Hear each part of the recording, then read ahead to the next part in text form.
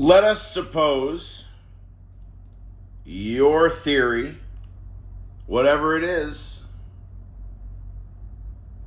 entails moral behavior of some type that you know what kind of moral behavior, no matter how vaguely. I mean, maybe your theory is not a moral theory. Suppose you are a logicist or a dialetheist or a mathematical intuitionist, okay? And let's suppose that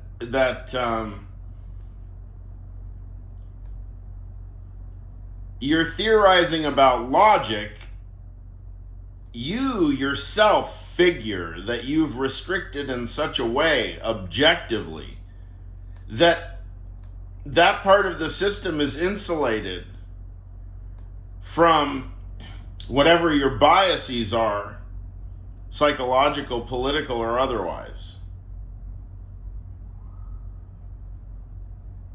Suppose you're correct that you can thuswise insulate your theory.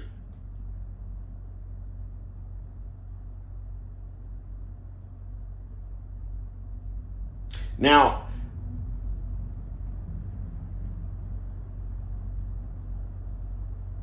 let's suppose at the same time that even though you have formally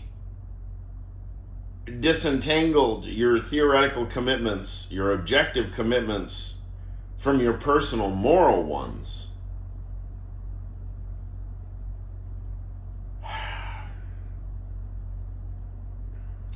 if it so happens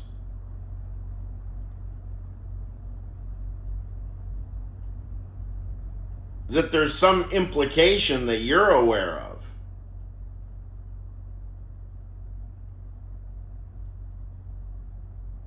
that let's say that you've engineered your theoretical commitments to be such that they are aligned with roughly a smoothly functioning status quo, and that would entail what? Behavior of certain moral agents. It would include moral behavior. The underlying context.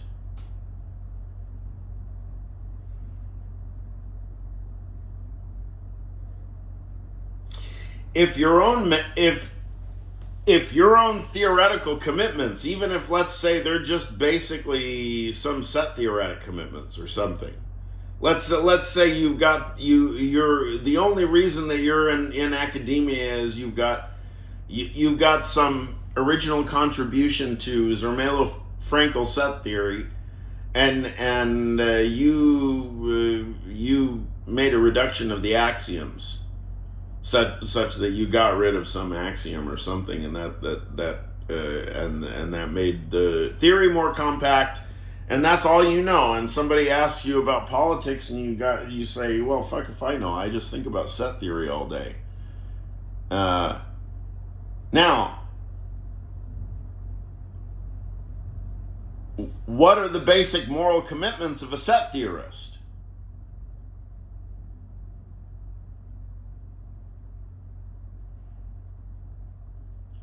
What world is the world wherein that individual's set theory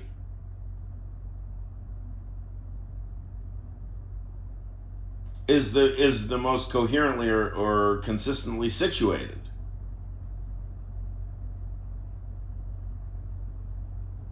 See, the apparatus of objectivity, I'm trying to roughly get at the point that if you've got this big apparatus of objectivity machine in your brain,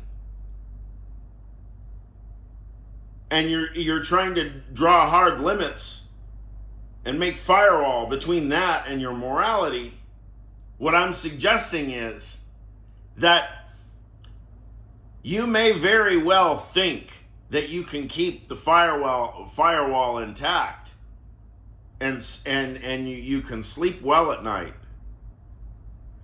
But what happens is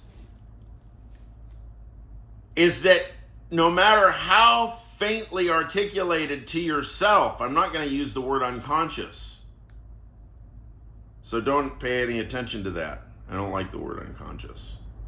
Faintly articulated, sporadically, flickeringly aware. You are still aware of it, though. You are aware. You are aware that somehow your theoretical commitments, no matter in which area of philosophy, it will be included somehow implicitly, something like goodwill in doing theory, good faith in methodological procedure.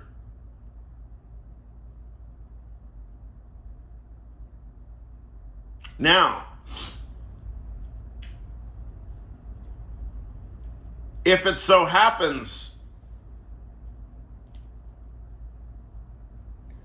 that you make costly moral error,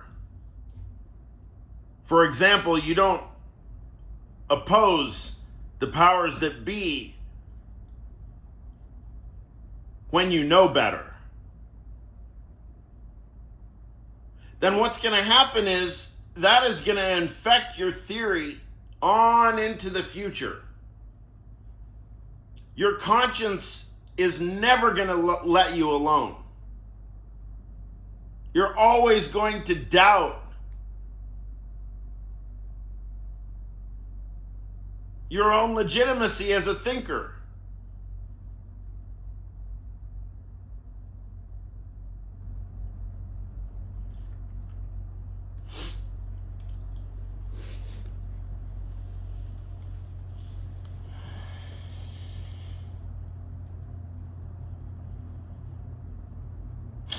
If you don't know how to oppose unreason, and your job, for which you draw a salary for, is reason, and you cannot identify a threat coming directly at you from unreason, and you're not willing to drop everything and defeat that threat,